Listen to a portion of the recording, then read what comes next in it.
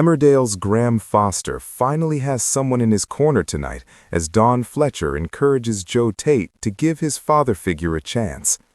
Graham faced a frosty reception when he made a surprise appearance at Home Farm this week, but could tensions start to ease in the weeks ahead? Graham recently returned to the village to support his ex-partner Rona Goskirk with the crisis surrounding her stepdaughter April Windsor. However, he's since made it clear that he wants to stick around for someone else entirely, Joe. Joe and Graham used to be thick as thieves at Home Farm, although there weren't too many signs of loyalty last night when Joe reported Graham to the police for faking his own death. In tonight's episode, this mini-crisis for Graham is quickly resolved. He initially faces some stern questioning from DC Chen over his years of deception and whether he returned to kill Ray Walters. However, when Chen receives instructions from some shady higher-ups in the force, she's told to let Graham go immediately. Looks like Graham still has plenty of useful contacts to rely on. Back at Home Farm, Joe and Kim break the news to Don that Graham is still alive. Joe reiterates that he wants no further involvement with Graham, fearful that the enigmatic hard man will only let him down again. Don disagrees and offers some tough love, saying, "I've been where you are. I'm just saying you've got an opportunity here. If my dad was back from the dead, I wouldn't care what happened, what deception there was. I would just throw my arms around him." She adds, "Look, someone you cared about, that you thought was dead, never mind how or why, they're alive. Surely that's a good thing." Will Joe take Don's advice? And could Don live to regret encouraging Joe to welcome Graham back into Home Farm? The interview room smelled of cold coffee and old paper. Graham Foster sat with his hands folded neatly on the metal table, posture relaxed, expression unreadable. He looked like a man waiting for a bus, not someone who'd just been accused of faking his own death. DC Chen watched him carefully from across the table. She'd dealt with plenty of liars in her career, but Graham was different. He wasn't scrambling, wasn't defensive. If anything, he seemed bored. "So," Chen said, at last, tapping her pen against the file, "you disappear for years, let everyone think you're dead, then stroll back into Emmerdale like you've just popped out for milk." Graham's mouth twitched. "I wouldn't say strolled." "You let people grieve you," she shot back. "That's not nothing." "No," Graham agreed quietly. "It isn't." Chen leaned forward. "Let's get to the part I actually care about. Ray Walters. You had motive, you had opportunity, and now you're back." Graham met her gaze, eyes steady. "If I wanted Ray dead, he wouldn't have lived long enough to enjoy his last whiskey." A dangerous thing to say. Chen opened her mouth to respond, then her phone buzzed. She frowned, answered it, and listened. Her expression shifted almost immediately. Suspicion gave way to irritation, then resignation. "Yes, sir," she said curtly. "I understand."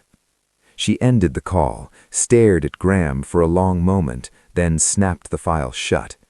"You're free to go," she said flatly. Graham raised an eyebrow. "That's it?" "For now," Chen replied, "but don't think I won't be watching you." Graham stood, straightened his jacket, and offered her a nod. Wouldn't expect anything less. As he walked out of the station, a familiar weight settled in his chest. Freedom never came without strings. He knew that better than anyone. And yet, for the first time since returning to the village, the pull wasn't about survival. It was about Home Farm. It was about Joe Tate. Chapter 2. Truths at Home Farm. The news landed like a thunderclap. "He's alive?" Don Fletcher stared at Joe and Kim, disbelief etched across her face. "You're joking." Kim Tate crossed her arms. "I don't joke about things like this." Joe said nothing, jaw clenched, eyes fixed on the floor. The anger radiating from him was almost tangible. "Graham Foster," Kim continued coolly. Alive, very much so, and apparently untouchable. Dawn's shock slowly gave way to something softer, sadder. So all this time? Joe snapped. All this time he was lying. Kim shot him a warning look, but Joe didn't care. He let me think he was dead, Joe continued, voice tight. He let me stand at that grave thinking I'd failed him. Dawn stepped closer. Joe. No, he said sharply. I'm done. I reported him. I meant it. I don't want him anywhere near this place. Kim studied her son carefully. She'd seen that look before, the one that masked hurt with fury. Be careful, she said. Hate has a habit of turning into regret. Joe laughed bitterly. You'd know. Dawn inhaled, steadying herself. I've been where you are, she said gently. I'm just saying, you've got an opportunity here. If my dad was back from the dead, I wouldn't care what happened, what deception there was. I would just throw my arms around him. She adds, look, someone you cared about, that you thought was dead, never mind how or why, they're alive. Surely that's a good thing. Will Joe take Dawn's advice? And could Dawn live to regret encouraging Joe to welcome Graham back into home farm? Graham didn't go straight to home farm. Instead, he walked through the village, past familiar faces that froze when they saw him. Whispers followed him like shadows. He's back. I thought he was dead. How does that even happen? He ignored them all.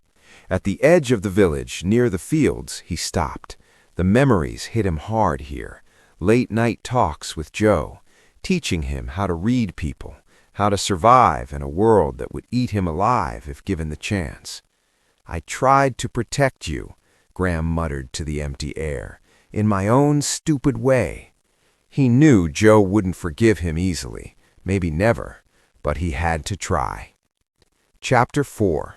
The Confrontation. Joe didn't expect to see him that night.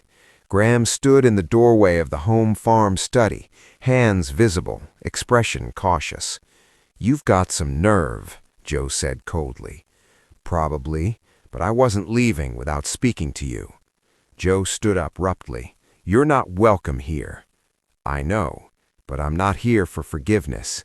Joe laughed bitterly. What are you here for, then? For the truth. Joe's anger cracked. You let me believe you were dead. I did, and I'll regret that for the rest of my life. Joe stared at him, eyes shining. Why? Because staying away was the only way to keep you safe. People were coming for me, and anything I loved would have been collateral damage. So you just decided for me? Joe snapped. You don't get to choose that? You're right, I don't. The room hummed with tension. Dawn appeared in the doorway, heart hammering. She looked between them, then met Graham's eyes. You should go, she said softly, for tonight. Graham nodded. I will. Before leaving, he looked at Joe one last time. I'm not asking you to trust me, he said. Just don't shut the door forever. Then he was gone. Chapter 5. Cracks in the Armor. Joe didn't sleep that night. Memories flooded back. Graham teaching him how to box, how to negotiate, how to survive Kim Tate. He hated himself for missing him. Dawn found him at dawn, sitting alone. You don't have to decide anything today, she said. Joe sighed. What if I let him back in and he disappears again? Dawn squeezed his hand. Then at least you'll know you tried. Joe closed his eyes.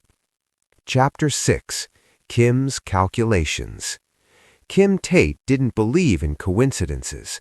Graham's release, the timing, the quiet orders from above, it all told her one thing. He was useful, and useful men were dangerous. She arranged a private meeting. If you hurt my son again, she warned him coolly, you won't need the police to make you disappear. Graham met her gaze, understood.